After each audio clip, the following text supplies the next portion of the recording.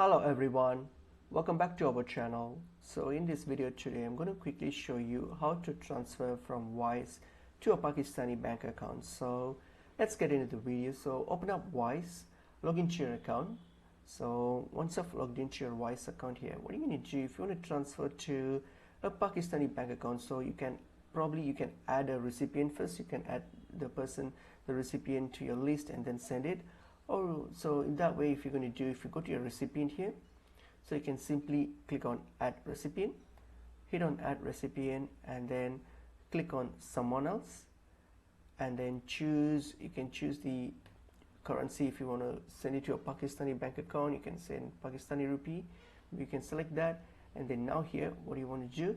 You're going to type in the email address of the recipient, the full name of the bank holder, the recipient's name, and then the IBAN number. So you need the IBAN number in order to send it. So reach out if you need the IBAN or numbers, and reach out to the recipient and get them the IBAN number from their bank, and then you can use that and then hit on confirm and proceed with the steps. And that's pretty much it is. So hope this video is helpful to you all. I will see you in another video.